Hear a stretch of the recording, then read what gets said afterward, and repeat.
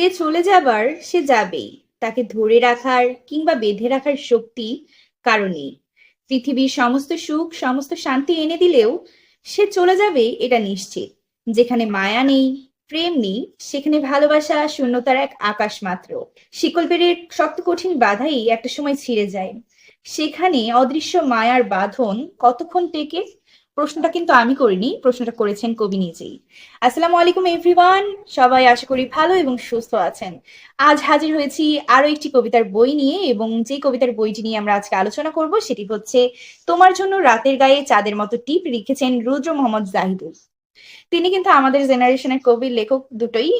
সে ইতিমধ্যে একটি উপন্যাস লিখে ফেলেছেন এবং তার বাকি যে বইগুলো রয়েছে সেগুলো খুব সম্ভবত কাব্যগ্রন্থ। তার দুটি বই আমার সংগ্রহে আছে এবং এই প্রথম বইটি নিয়ে আজ আলোচনা করলাম, যেহেতু কবিতার বই এবং কবিতা পড়তে আমি বেশ পছন্দ করি। আজ আমরা হচ্ছে কবিতার বই, কবিতার কন্টেন্ট, লেখক, প্রকাশনী সবকিছু নিয়ে অল্প অল্প করে আলোচনা করব। বইটা আমার কাছে কেন ভালো লেগেছে এটাও শেয়ার করব আপনাদের সাথে। বইটি এসেছে নবকথন প্রকাশনী থেকে, এবং নবকথন প্রকাশনীর প্রোডাকশন নিয়ে আমার কোনো ধরনের কোনো হচ্ছে সমালোচনা করার জায়গা তারা রাখে না। এবং আসলে আমার কাছে যেটা মনে হয়, তাদের প্রোডাকশন কোয়ালিটি যথেষ্ট পরিমাণে ভালো, এবং দামের ক্ষেত্রে আপনি যখন হচ্ছে একটা প্রিমিয়াম বই হাতে নিবেন, আপনার কাছে মনে হবে যে আপনি যত টাকা দিয়েই কিনেন না কেন সেই বইটা, লেখার কন্টেন্টের দিকে পরে যাব, কিন্তু লেখার বইটার কোয়ালিটি নিয়ে যদি কথা বলি, সেই দাম দিয়ে ওর্থ ইট বলেই আপনার কাছে মনে হবে। প্রকাশনের দিকটা একটু সাইড করে রাখি। এখন চলে আসি আমাদের কবিতার বইটার দিকে। কবিতার ভেতরের কন্টেন্ট গুলো কিরকম হতে চলেছে। সচরাচর আমরা যেটা দেখে থাকি কবিতার বইগুলোতে যেই জিনিসগুলো হয় সেটা হচ্ছে যে মিশ্র ধরনের কবিতা বেশি থাকে। যেমন একটা বইয়ের ভিতরে আপনি জীবন দর্শন পাবেন, ভালোবাসা পাবেন, বিচ্ছেদ পাবেন, বিরহ পাবেন, সব ধরনের অনুভূতি একটা কবিতার বইয়ের ভিতরে থাকে। কিন্তু এই কবিতার বইটার ভিতরে কিন্তু গতানুগতিক সেই সব দিক থেকে আমরা একটু সরে এসেছি, এবং এই বইটার ভেতরের কন্টেন্ট গুলো বেশ রোমান্টিকতায় ভরপুর। প্রচ্ছদটা দেখলে কিন্তু মানুষ বুঝে ফেলবে যে আসলে ভিতরে কন্টেন্ট কি ধরনের হতে চলেছে। শুধু রোমান্টিকতা কবিতা দিয়ে যে ভরপুর এটা বলে ভুল হবে। একটা মানুষের দৈনন্দিন জীবনের ভেতরে যে অনুভূতিগুলো থাকে, আমরা সচরাচর অনুভব করি, একজন মানুষকে ভালো লাগা, ভালোবাসা, তাকে মনে করা বা তাকে মিস করা, এই সব বিষয়গুলো, এই সব অনুভূতিগুলোকে লেখক, স্পেসিফিক ভাবে আমরা লেখকই বলবো তাকে, যেহেতু তার উপন্যাস এসে পড়েছে, লেখক যথেষ্ট পরিমাণে ভালো করে ফুটিয়ে তোলার চেষ্টা করেছেন, এবং আমার কাছে মনে হয় সে এটাতে সফলও হয়েছেন, যে এত সুন্দরভাবে তার অনুভূতিগুলোকে ফুটিয়ে তুলেছেন।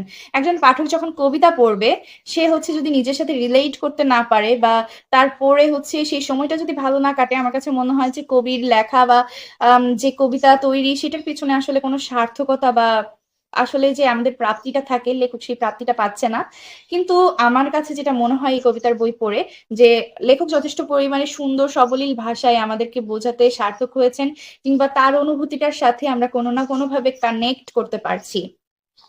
লেখার কন্টেন্ট নিয়ে কথা বলা শেষ। এখন যদি আসি যে বইটা আমার কেন এত বেশি ভালো লেগেছে। বইটার ভেতরের ভাষা, প্রথমত বইটার ভেতরের ভাষা যথেষ্ট পরিমাণে সাবলীল এবং সহজ ভাষা।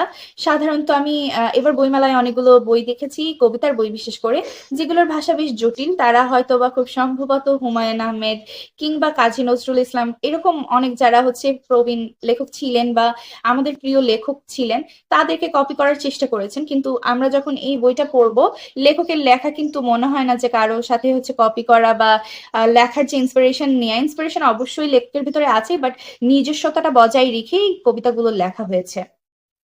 এখন ব্যক্তিগতভাবে যদি আমি বইটার রেটিং দিই, তাহলে আমি বলবো বইটাকে 5-এর ভিতর 4.5 দেওয়ার মতো। কারণ আমি হচ্ছে বইটার মানে আমার খারাপ সময় বা আমার মন খারাপ যখন হয়, আমি প্রায় খুলে পড়ি।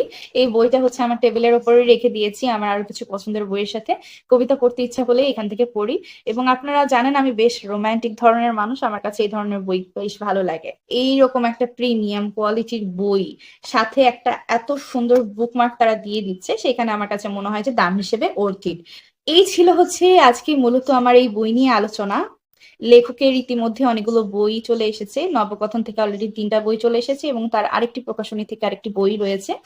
তো আপনারা চাইলেই খুব সহজে এই বইটি সংগ্রহ করতে পারেন booklet.com থেকে, অথবা সব থেকে সহজ উপায় রকমারি.com থেকে।